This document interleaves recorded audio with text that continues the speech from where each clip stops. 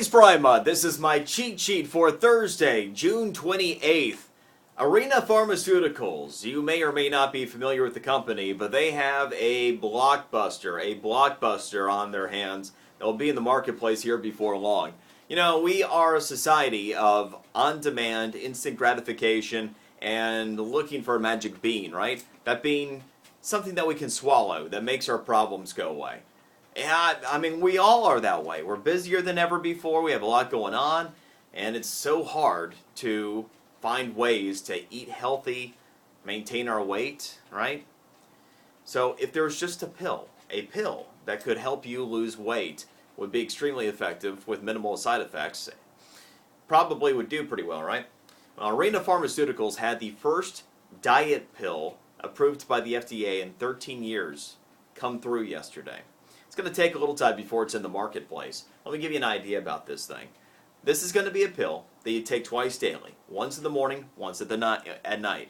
They have not announced anything on pricing yet, but I taken a look at the internals and what they're projecting from revenue, which, by the way, billions of dollars a year, what they think we're going to spend on this pill. They're probably right. This will be a blockbuster.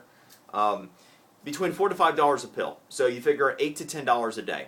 You take it for the length of time that you want to lose weight, and up to 2 years. But, I mean, whatever point you lose the weight you want to lose, you get off the pill and you go about your business. The way this pill actually works is by helping block the hunger message in the brain. So ultimately, it takes less food for you to feel full. And the other message about you just wanting to eat, and eat, theoretically is suppressed enough to where you can ignore it. So, smaller portions, more satisfied, and you take your pill twice a day. More to come on this, but I do think that this is going to be an absolute blockbuster of a product. Google, lots of surprises coming out of their announcement yesterday, their big conference. They had like a whole Apple type of conference yesterday. They unveiled all kinds of information. For example, 1 million Android devices are being activated per day.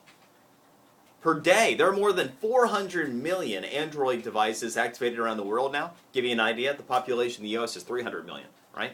This is a big number. With 1 million more Android devices going online every day. It's absolutely huge. They did announce their Slate tablet. It actually is going to be marketed under the name Nexus 7. It is what I was previewing that it would be. It likely is going to be something that puts you in the tweener zone between an iPad and a Kindle Fire or the Nook Color tablet. It comes in with a low-end price at $199.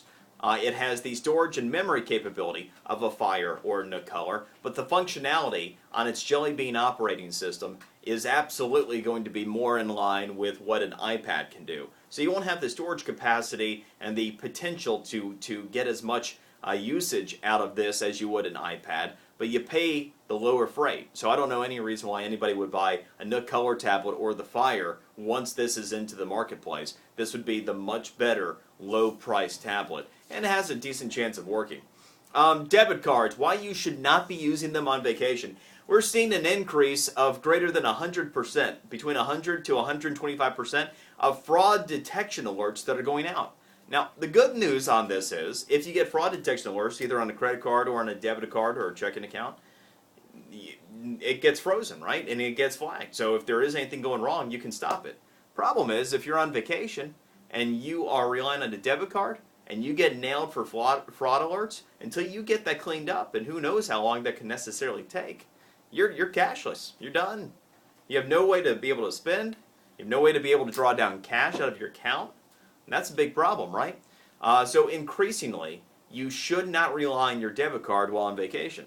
I highly recommend credit cards anytime you're looking at a situation like that, so you can always go back and look over the bill and make sure all the charges are legitimate later on. But if you don't do credit cards, at a minimum, you're going to want to have some extra cash on hand just in case you get one of these fraud alerts, which, by the way, I found this story funny when the numbers came out yesterday, because as we were looking at working on some things for vacation later on this year, well, I got one of my cards smacked with the fraud alert yesterday. Everything was cool. I got it cleaned up. But, I mean, I see what they're talking about. Power of Red. Power of Red.